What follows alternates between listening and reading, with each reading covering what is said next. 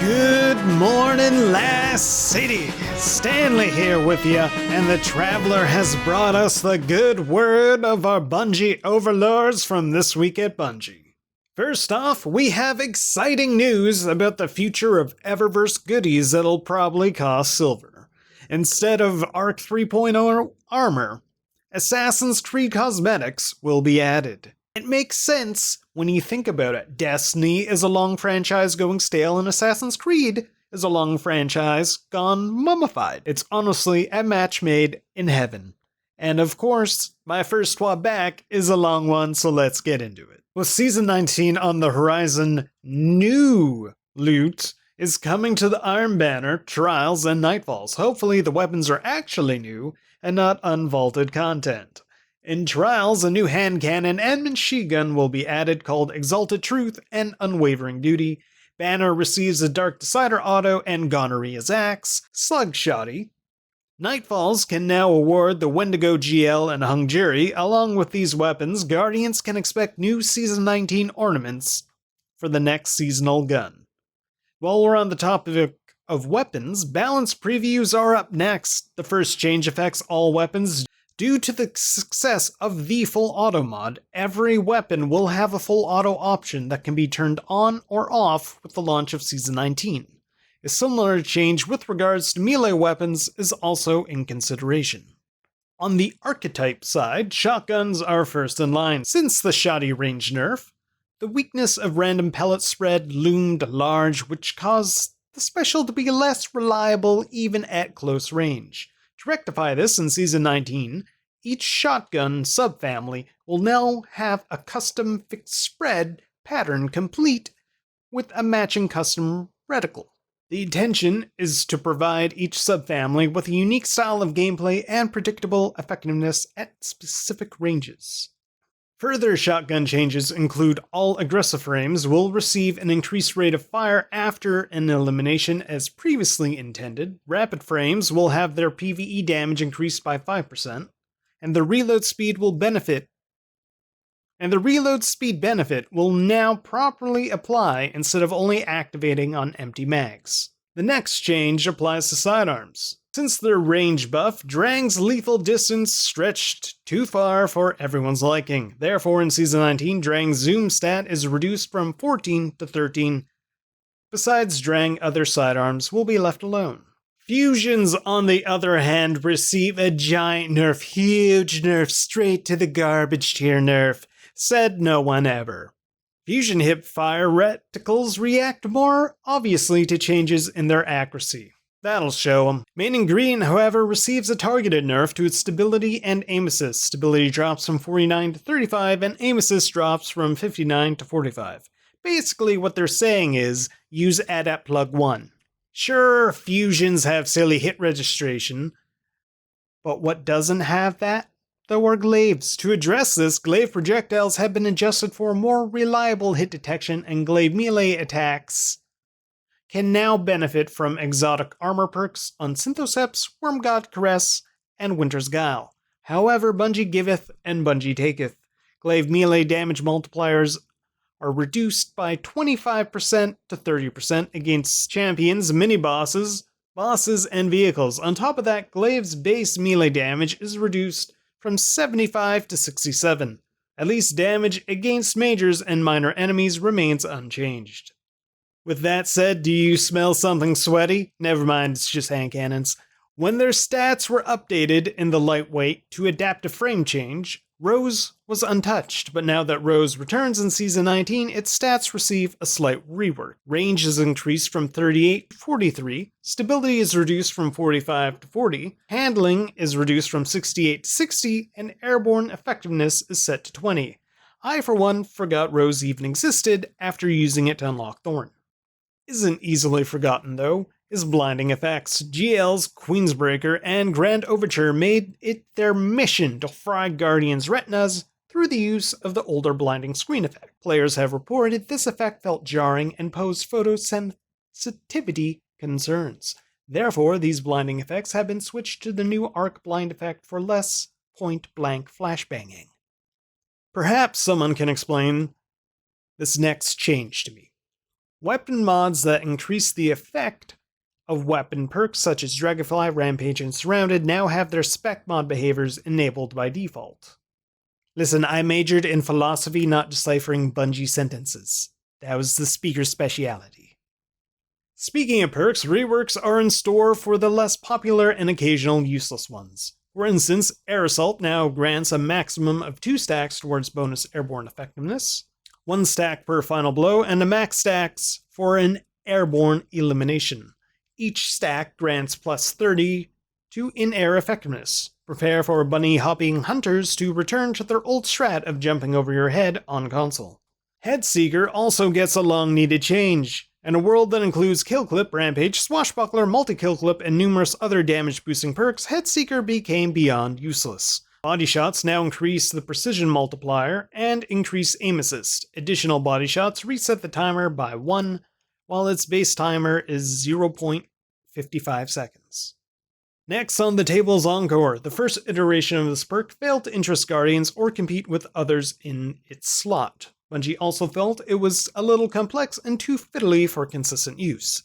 To address this, Final Blows now grant stacks of Encore, and stacks granted increase stability, range, and accuracy. Body Shot Final Blows grant a single stack, Precision Kills grant 2 stacks with a maximum of 4. Stacks last 7 seconds and 7.5 on Enhanced Encore, while Final Blows refresh the timer. Each stack grants plus 8 stability, plus 5 range, and plus 1.25% accuracy.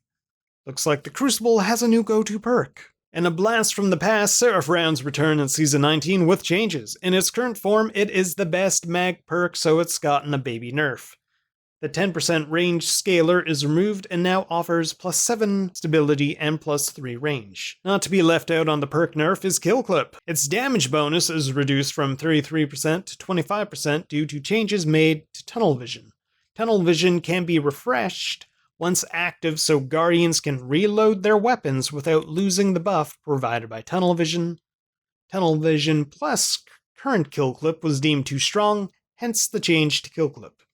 Now, in all honesty, I have no idea what the perk redirection is. Whatever it is, Bungie has changed it to now build stacks against red bar enemies and consume them on everything else. With these reworks covered, it's time for the buffs. Honkai Breach Armaments is useful now. It'll increase damage versus Bubble and Well Swords by 30% or 60% with an artifact mod. Damage bonus against Stasis Crystals is also increased by 15%. Gutshot Straight was a tad weak on auto, so it's gotten a little bump from 10% to 20% bonus body shot damage. Who is this perk for, you may ask? Clearly the Guardian that can't aim for the head. Compulsive Reloader's bonus reload speed is great, but on certain weapon types, it fails to stay active deep enough into the magazine. In Season 19, Compulsive Reloaders will be buffed to remain active down to half the mag. Also due its buff is High Impact Frame's intrinsic perk. In Season 19, small amounts of movement won't cause the perk to deactivate as it does currently. Therefore, crouching and strafing High Impact Frame users can finally benefit from their perk. Though already strong, Ambitious Assassin receives an increased allotted time between kills from 5 to 7 seconds. This is done to help the perk in areas with less enemies. Another perk to receive a duration increase is Well-Rounded, where it will now last for 15 seconds instead of 10. Recombination, which newer Guardians probably never heard of, is tweaked to function in PvP as intended. In PvE, the damage bonus is 100%, and in PvP, it will be 50%. Zen Moment is also buffed, a strange perk for a buff nomination, given how strong it is, but apparently the perk deactivated on a single missed shot. To address this, Zen Moment will no longer deactivate on a miss and will have a 1-second timer that refreshes whenever you land a shot. In the final stretch for buffs, Rewind Rounds will now work as intended when hitting a Divinity Cage. Genesis now triggers on breaking player shields. One Quiet Moment has a faster reactivation after a final blow. And Gun and Run has the number of final blows needed to activate against most enemies cut in half. With all these buffs covered, it's time for the nerfs. Box Breathing did too much for too little on Scouts, so the bonus damage provided is reduced by 5%. though I honestly can't think of a single scout that has had box breathing since Season of the Forge. Unstoppable Forces damage provided too much for too little, so its damage bonus is reduced from 30% to 20%. This next nerf goes out to Arc Striders and Thunder Crayon Eaters in PvE. 1-2 punch is nerfed.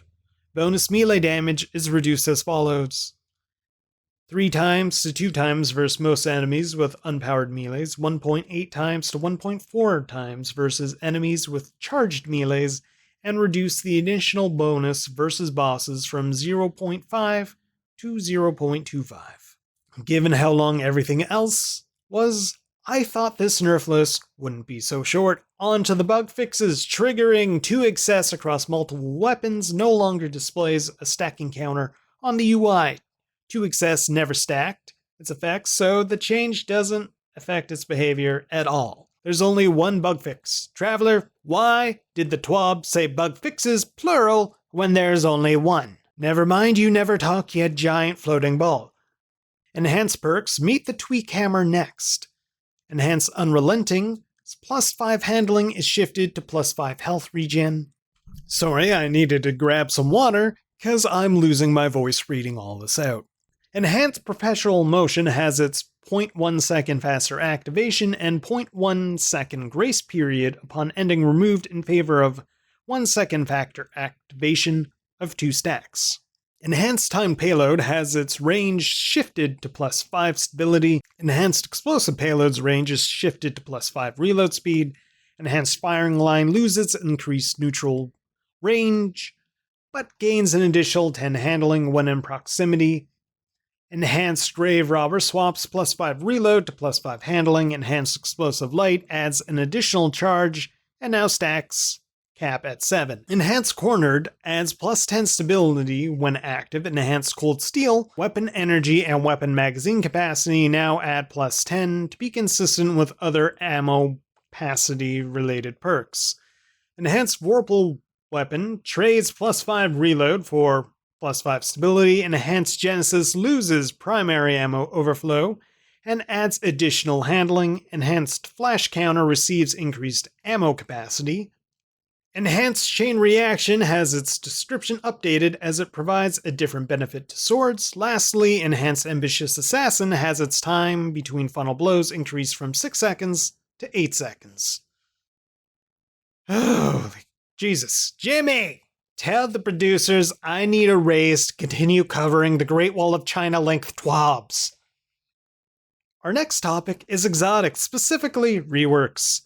The Fundamentals perk seen on damage type switching exotics will now provide stat bonuses based on the element in question. Arc gives +25 handling and +5 range. Solar gives +35 reload speed and +20 airborne. And Void offers +20 stability and +10 aim assist. Even with these changes, Bungie feels Borealis needed a more substantial change. Breaking and matching shield type now refills the mag from reserves and allows the next 5 shots to deal bonus damage. This bonus does not deactivate upon reloading. Next up is a personal favorite, the Jade Rabbit. Finally! After all these years, its exotic perk has been redesigned. No longer a glorified head seeker. 3 quick crits returns around to the mag and increases the damage of your next body shot. Wish that bonus damage applied to headshots instead, but hey, crap shots need love too apparently. The body shot damage boost stacks up to 3 and resets upon reloading. Unless the bonus body shot damage is substantial, it's doubtful Guardians will aim below the head. With reworks covered, it's time for the nerfs. The first to feel the hammer is Witherhoard. Deemed too strong in both PvE and PvP, the Taken Coon Pool's duration is reduced from 7.5 to 4.5 seconds. The long called for nerf to Divinity by non-grass touchers or whammon havers arrives in Season 19. Div will now weaken targets by 15% instead of 30%. To achieve a full 30%, Guardians will need to combo Div with a tractor cannon or tether. Basically, nothing changes. Bungie found a way to appease the elites and casuals, and that's impressive. Now fix the monetization system and all will be forgiven. Arbalest dodged the body shot damage nerf handed to Loren's Fridge Thrower the first time around, but failed to do so next season. Balderhorn, the nerf no one asked for, hits us all in the nostalgic feels. Primary rocket impact and detonation damage is reduced by 25%, though given G-Horn is only used in one encounter in one raid, this feels rather unnecessary. Forerunner ran a little too wild in Season 18, so it's getting a tiny kneecapping. Forerunner's base damage in Season 19 will be 37 down from 40, and crit damage will be 67 down from 72. Now, where there are nerfs, there are also buffs. With the introduction of full auto setting, the full auto trigger system perk on exotics will be changed as follows: No Time to Explain replaced with Feeding Frenzy, Traveler's Chosen's Catalyst perk replaced with Surplus, and V-Wing's Catalyst perk replaced with Ensemble. The infamous DMT receives the buff rag in the form of a change to its crit targeting. DMT now prefers crits over body hits in hipfire if both types of targets are inside the precision aim cone. No longer will Guardians have to compensate for DMT's weird crit registration. Also, with the changes to 120 RPM scouts, Deadman's Tale's body shot damage increases from 46 to 54 and has its crit damage drop from 81 to 80. Jimmy, why are these changes listed under buffs? These are clearly reworks.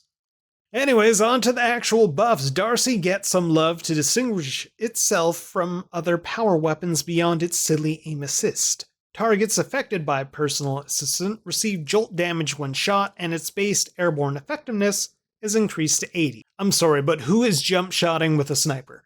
Ban that clip farmer from the Crucible immediately. We all know 90% of those takes end in failure. Wish Ender also gets some TLC in the form of further bonus damage against Witherhoard blighted targets from 10 to 25%. Apparently, Wish Ender always did increase damage to blighted targets, since the bow identifies them as taken.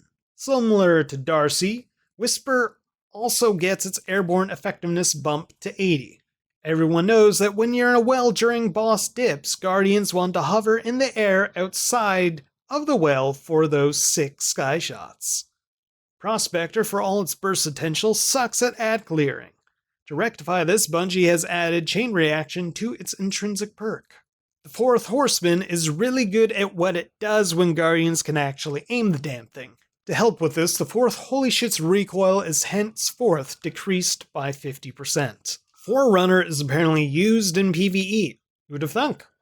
To make it more viable in PvE, this Halo Classic gets 30% increased crit damage, and the frag grenade damage by 60%.